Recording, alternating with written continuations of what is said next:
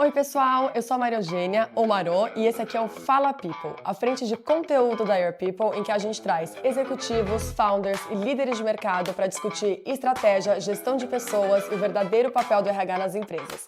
Sempre com aquela visão prática e rápida do jeitinho que a gente gosta no nosso dia a dia. E hoje eu tô aqui para apresentar para vocês o Marcelo Semioni, um dos diretores da IGC Partners, que é uma das principais empresas de M&A e captação de recursos do Brasil. Ele acompanha de perto alguns momentos que mudam completamente a vida de uma empresa. Processos de venda, captação de recursos, entrada de investidores, ou seja, são aqueles momentos que mudam completamente o jogo. E um fun fact aqui, eu já fui responsável, ou seja, ponto focal, na integração de uma empresa que fez uma aquisição aqui no Brasil, e eu posso dizer com toda certeza que foi um dos momentos, se não o mais desafiador de toda a minha carreira, porque são tantos detalhes que a gente precisa pensar. E uma coisa que eu percebo é que a gente só pensa em toda a integração entre as empresas depois que o deal já aconteceu. E na mesa se fala muito sobre o earn-out, que são as metas que a gente precisa atingir para que o restante do resultado financeiro venha depois da compra e da venda. E não como que vai acontecer essa integração entre as pessoas, processos, sistemas. E é exatamente sobre isso que eu quero conversar com o Marcelo hoje. Como que o RH, as áreas internas e uma empresa como a IGC podem se ajudar num processo tão importante como esse. Marcelo, seja muito bem-vindo. Marcelo, seja muito bem-vindo. Muito feliz que você topou o convite. E eu acho que, assim, antes da gente começar falando do processo de integração em si, do pós-deal, vamos começar do começo. Então, se você puder contar pra gente, quando uma empresa, um investidor, um comprador está analisando outra empresa, o que eles olham em termos de cultura, time, liderança? Primeiro, obrigado, é um prazer estar aqui. Obrigada. Acho que essa pergunta é muito boa porque ela tem impacto em várias partes, né? Então, assim, acho que se lá atrás o founder, né, o empresário, ele investiu em pessoas, isso vai se refletir em resultado, em performance. Então, isso já vai estar refletido em todas as outras áreas, né? Em números, na qualidade da empresa e tudo mais. Então, acho que é, é, quando a empresa vai ser analisada e o comprador está olhando os números, está olhando a parte operacional, comercial, isso geralmente está refletido, né? E aí eu acho que depois tem uma segunda parte que é o comprador ou o investidor, ele sempre olha o futuro. E acho que um bom projeto ele precisa de boas pessoas para executar ele, né? Então, uma empresa que tem boas pessoas, que tem um bom management, né? Um people management, ela aparece com menos risco para o comprador. Então, o comprador vai conseguir pagar mais, o comprador vai, né, perceber menos risco naquele negócio. Então, isso tem um reflexo super positivo, né? E aí isso permeia todas as áreas. Então, permeia desde ele ver outras lideranças, desde ele ver que tem bons sistemas, né, sendo usados. Então, acho que isso em todas as áreas vai se somando para um efeito muito positivo. Faz bastante sentido. E você já viu casos em que esses pontos impactaram o valuation ou até mesmo o sucesso de um deal? Já, acho que aqui na IGC a gente acho que tem a sorte de ter clientes que têm essa cabeça de pessoas, né? Então a gente nunca teve um caso, pelo menos não que eu me lembre, de que a falta de investimento em pessoas, né, em RH, ela destruiu uma transação. Mas tem alguns bons casos de quando isso agregou muito valor, né? Então, por exemplo, teve uma empresa que eu vendi recentemente, que era de um empresário super bem sucedido, que já estava na casa dos seus 75 anos, e 3, 4 anos antes dele fazer esse movimento, ele iniciou uma profissionalização da empresa. Então ele trouxe um Tá. CEO de mercado, né? Ele começou a montar uma estrutura que dependesse menos dele. E aí no momento da transação, esse CEO fez toda a diferença. Por quê? Porque o comprador conseguiu ver que a empresa estava descolada, né, desse empresário, mas também porque esse comprador precisava de alguém para liderar a operação deles de Brasil, Uhum. né? Então esse CEO depois se tornou o CEO da operação do Brasil inteira. Então, o fato daquele executivo estar ali criou outras motivações, não só de comprar aquele negócio para o comprador, né? Então, foi um efeito super positivo. Tem outras coisas que o nosso mundo aqui na EGC é um mundo de empresas de dono, né? A EGC, a gente gosta de dizer que a gente é a casa do empresário porque a gente só trabalha mesmo com empresas de dono. E esses são os casos onde muitas vezes o executivo ou o empreendedor ele é uma figura só, né? Ele é o CEO, ele é o fundador, ele é o financeiro, e o one man show às vezes pode destruir valor, né? Então, casos onde os clientes construíram um management bom, de fato trazem valor para o negócio depois. Boa, e você acha que tem algum momento que fica tarde demais para o empresário fazer essas mudanças em people antes de um M&A, por exemplo? Eu não acredito muito no tarde demais, porque tem casos que a gente fala para o cliente, olha, acho que você precisa dar um passo atrás, precisa melhorar tua infraestrutura, né?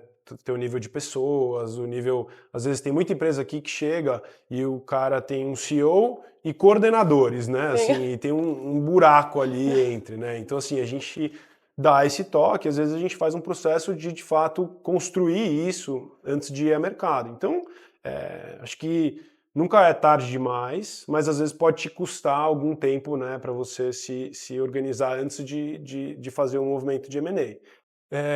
Agora, uma coisa que não dá e que a gente já percebeu que não funciona é você fingir que você tem um braço de pessoas, né? Você tem uma estrutura de RH robusta, entendeu? Então, a gente costuma dizer para os nossos clientes que é melhor você dar um passo atrás e fazer do que você tentar fingir, porque isso aparece, né? Aparece quando faz as visitas ou quando faz as reuniões, fica claro de que é um one-man show ou de que não tem, de fato, uma estrutura montada disso. Bom, eu acho que a gente falou da falta e agora vamos falar do oposto. Quando uma empresa tem essa estrutura de RH ou de líderes, né, mais preparada, o que você entende que muda na prática e ajuda na prática? Vou pegar o gancho do fingir, né, que tem o people, assim. Acho que quando existe, fica muito fácil de você mostrar. Então, você, assim, eu já acompanhei acho que centenas de visitas a fábricas, visitas a escritórios e quando você vai numa visita de uma empresa que tem um RH bem estruturado, né, que tem uma área de pessoas, você vê que as pessoas estão sorrindo, que as pessoas elas vão apresentar os departamentos delas e elas têm orgulho daquilo, elas querem fazer a melhor apresentação, né? Então, acho que aparece desde as pessoas mais simples ali, né? Desde equipe, às vezes, de suporte, de limpeza, de áreas adjacentes, né, ao core business, que são... Você vê que as pessoas estão ali motivadas, estão alegres e têm orgulho daquilo. Até os cargos mais altos, de que você vê que a pessoa entende quais são as metas, entende para onde o negócio vai, entende os propósitos. Então, acho que quando existe, isso fica muito claro, né?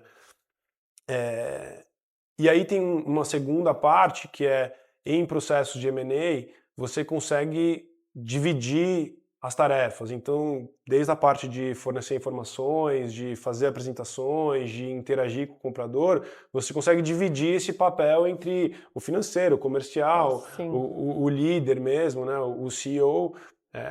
Se não fica um cara respondendo 1 milhão de temas, 1 milhão de assuntos. Então, acho que muda tudo, né? Desde do básico até os cargos mais altos. Boa, e é exatamente esse ponto que eu ia falar, porque às vezes não é nem que o RH ou a liderança garante um clima bom, porque às vezes um dos pontos de gap da empresa é exatamente o clima que precisa ser melhorado pelo motivo XPTO, a remuneração que está ruim, ou enfim, o ambiente de trabalho que não é tão bom, os próprios líderes que precisam ser desenvolvidos, mas dá para perceber que existe isso porque existem funções, pelo menos, mais bem determinadas. Por mais que seja uma empresa mais enxuta, a pessoa consegue falar o que ela faz e qual é o papel e responsabilidade dela ali dentro daquela estrutura como um todo, né? Então isso já deixa vocês um pouco mais, existe uma organização aqui dentro desse lugar, né? Sim, sim. E você vê isso, assim, tem casos que os empresários mandam os organogramas, né? E aí é uma caixinha com todas as caixinhas embaixo. Sim. você já vê que isso vai afetar em outras áreas, né? E geralmente esse cara tem menos sistema, esse cara tem menos processos, esse cara tem menos programas de incentivos, então as coisas elas estão muito correlacionadas. E é uma caixinha embaixo da outra caixinha, né? Então, É. tipo, é uma embaixo da outra que tem tudo. Então, se você fala, uai, por que não divide? Eu não entendi. É o presidente do conselho e o presidente da empresa e é a mesma pessoa. Exato, é a mesma pessoa. Muito bom. Quando não tem esse lado de people bem gerido, onde que você enxerga a maior destruição de valor, assim? Primeiro tem uma mudança de paradigma, que eu acho que antigamente os investidores, os compradores tinham muito mais uma cultura de entrar e mudar as coisas, né? Acho que hoje em dia a gente vê que mais e mais eu vejo os compradores, os investidores entrando no negócio e não mexendo em nada por 12 meses, né? Ou mais, para ver como as coisas funcionam, identificar as lideranças e tal.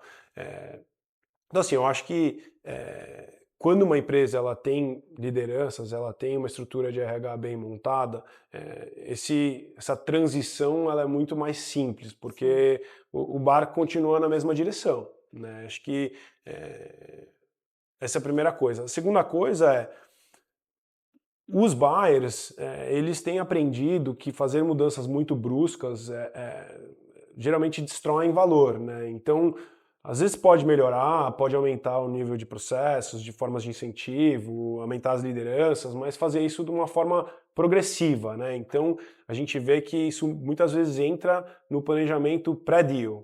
Então, o comprador ele está olhando o negócio já pensando, olha, quem são as pessoas-chave, como é que eu vou fazer isso no dia seguinte, quem vai me ajudar no processo de integração, às vezes, dentro da estrutura. Então, acho que tem a ver com o planejamento, mas se a base está bem montada, isso facilita, né? E aí também se reflete em preço, porque o comprador vê que vai ser mais fácil, ele consegue traduzir isso em precificação. Eu estava contando aqui no início do vídeo que eu participei, né, de um processo de M&A e nesse caso Com era a gente. com vocês, é verdade, com a IGC. E assim, era um banco aqui no Brasil, né? E a gente já sabe que o mundo brasileiro, né, o nosso mundinho aqui não é fácil. E então, assim, principalmente quando a gente está falando de empresas mais reguladas. Então, eu acho que também ajuda nesse processo, né?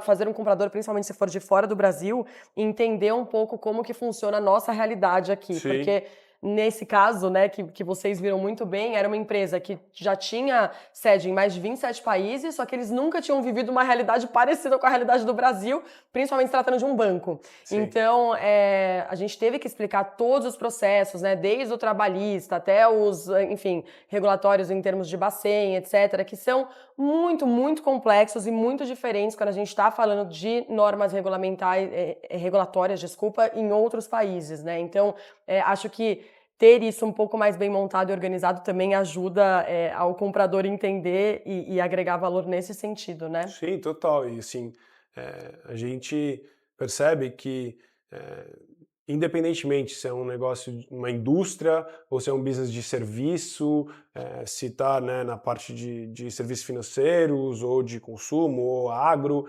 assim, no final das contas são as pessoas, né, que cuidam dos processos, que conhecem as rotinas e que vão trazer esse conforto para a transição com o novo investidor ou com o novo comprador, entendeu? Então, acho que eu concordo plenamente com o que você falou.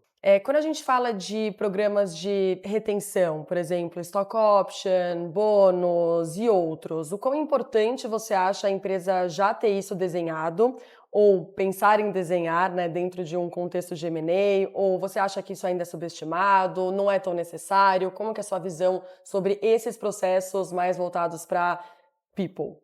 Legal. Essa pergunta eu acho que eu divido ela em 3 blocos, tá?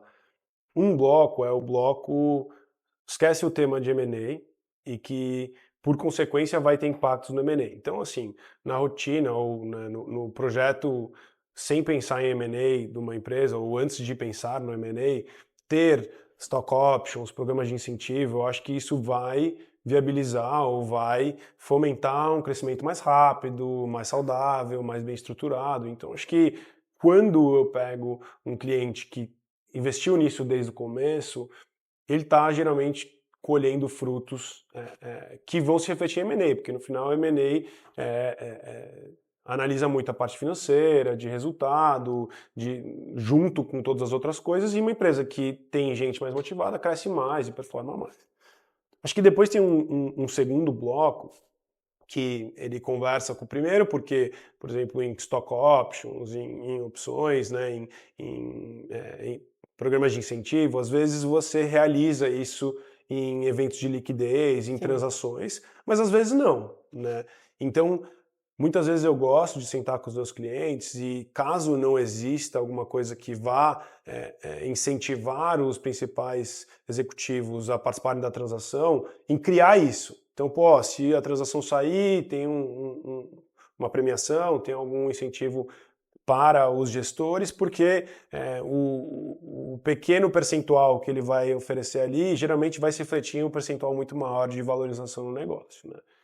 E aí a terceira, acho que de fato, de criar programas ou ajustar os programas de incentivo da empresa ao momento pós-deal, né? Sim. Porque, especialmente nos casos que a gente trabalha aqui, você vai juntar negócios, né? Tô falando de transações estratégicos. Quando é investidor, você muda o cap table, mas o negócio continua parecido. Mas em transações de venda para estratégicos, você vai geralmente misturar uma estrutura familiar ou uma estrutura, né, empresarial de um empresário com uma grande corporação. E aí tem choques, né, dos programas. Então é importante pensar em como você dá continuidade para o pessoal não sentir que teve uma quebra, mas manter essa motivação. Então acho que são as três caixinhas que eu olho: programas de incentivo, stock option, etc. Entendeu? Boa, então resumindo, só para a gente explicar aqui para quem está nos assistindo, né? Acho que primeiro seria uma questão, independentemente de M&A, que é sobre clima, retenção mesmo, né, dos seus colaboradores, para eles se sentirem parte daquele negócio, principalmente quando a gente está falando de empresas que são de capital próprio, são empresas de dono, né? Então, e que querem criar um pouco desse protagonismo. Sim. O segundo é gerar esse valor junto com o M&A para as pessoas enxergarem os talentos-chave ou gestores, né, enxergarem o valor do M&A que veio agregado junto, né, no bolso, então enxergarem um pouco disso ou não? Eu refrasearia, né, o segundo em você fazer as pessoas também verem o ganho deles, né, ou a participação deles no ganho do M&A, entendeu? Então é você ter um alinhamento total de interesse para o M&A, porque em muitos casos o empresário ele vai ter uma ou duas ou três, no máximo, eventos de liquidez na vida dele. Então ele precisa fazer com que tudo maximize ali, né? Perfeito. E as pessoas também fiquem E animadas as com aquela pessoas estejam informação. compradas nessa ideia, né? Perfeito. Acho que tem muito um estigma de que os empresários têm isso, e eu vejo que os executivos, né, os funcionários têm isso, de que o comprador vai entrar e vai demitir todo mundo e vai mudar muito as coisas, né? E acho que isso não é verdade. Eu acho que o comprador já entra preocupado em manter as boas pessoas. Quem tem que se preocupar é quem não entrega, né? Mas aí deveria se preocupar sempre. Mas o comprador entra e ele quer manter as boas pessoas, ele quer dar continuidade para os programas de incentivo, entendeu? Então acho que é o oposto. Você motivar o pessoal e você alinhar a equipe vai só aumentar o quanto todo mundo ganha junto, né? Então é assim que eu vejo. Não, total. E é claro que ele vai olhar, um parênteses aqui, né? É claro que ele vai olhar onde tem, né, um overlap ali, é óbvio, né? A gente somos adultos, sabemos disso, mas mesmo para aquele colaborador que ele é bom, que ele entrega, que ele tem uma boa avaliação de performance, que ele tem bons feedbacks e que dá para ver, por mais que tenha overlap, normalmente o comprador ele vai tentar encaixá-lo em algum outro lugar, né? Exatamente. Então, assim, ele não vai falar demite, né? É muito difícil que isso aconteça nos dias de hoje de uma forma assim tão massiva e sem pensar, né? Então, acho que é um pouco disso. E cada vez mais difícil você achar gente boa, né? Então, tudo que todo mundo quer maximizar ou usado o potencial das melhores pessoas. Total. E o terceiro, só para a gente finalizar o raciocínio, seria um pouco da integração, né, dos dois programas. Então, dar essa continuidade ou até saber comunicar para os colaboradores uma mudança entre um programa que antes existia na empresa anterior, antes de ser comprada, e daí na empresa pós-compra, né? Sim. Então, acho que é um pouquinho disso. E, Marcelo, agora acho que é a pergunta do milhão. Eu queria pedir para você deixar um conselho para os nossos founders aqui, que estão nos assistindo. Pensando assim, em eventos de liquidez no geral, seja uma venda ou uma captação, o que você acha que eles deveriam começar a pensar ou a construir em termos de people? Então, Maro, acho que essa é uma excelente pergunta. Eu acho que é mais fácil falar do que fazer, mas para mim, né, trabalho com M&A há 11 anos, já participei de dezenas de transações e fica muito claro que o empresário que não vê os investimentos em people como um custo, e sim como um investimento, ele colhe esses frutos lá na frente. Então, você ter 5% às vezes do teu cap table aberto a programas de stock option, de participação dos funcionários, ou ter às vezes um pouco mais de despesas no dia a dia, né, no ano a ano do negócio, pensando em bem-estar, pensando em motivação, pensando em cultura, isso vai se refletir, ou isso tem uma grande chance de se refletir em preço, né? Então, 3, 4, 5, 10% de gastos a mais, ou de investimentos a mais em pessoas que vão se refletir em 50, 60, 100% a mais de preço no futuro, acho que é um bom investimento, entendeu? Então, acho que esse é o meu conselho para os empresários que estão assistindo. Bom, eu acho que eu vou abusar um pouquinho mais, mas perguntar se você enxerga que tem um momento certo para ele começar a pensar nisso, assim. Então, por exemplo, não, quando ele tem pelo menos umas 20 pessoas, ou não, se ele está pensando em ter um evento de liquidez, cara, começa a pensar em investir nos seus processos de people, assim. Não, eu acho que a cultura, ela tem que nascer junto com a empresa, entendeu? Então, assim, acho que os empresários, os empreendedores, né, os founders que começam, eles já têm que começar com uma cabeça de quem está com ele, tem que estar compartilhando da visão, compartilhando da vontade, do sentimento de pertencimento, né? Então, acho que tem que vir do começo, assim, até porque se você deixa para fazer isso no futuro, vai ter um choque, né, de uma realidade que era antes um líder e pessoas que trabalhavam lá e um grupo que estava remando na mesma direção, entendeu? Acho que muda tudo. Boa.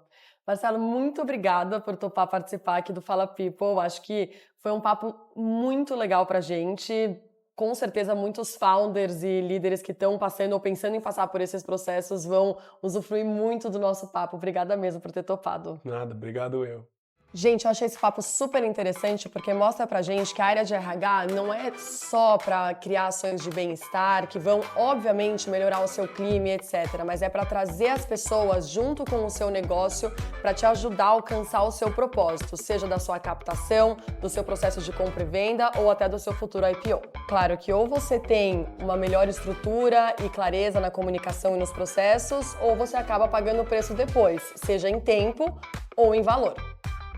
Bom, esse foi mais um episódio do Fala People e se você gostou, acompanhe a gente porque a gente vai trazer cada vez mais executivos, founders e líderes de mercado para colocar o papel do RH e People como parte central do negócio. Até a próxima!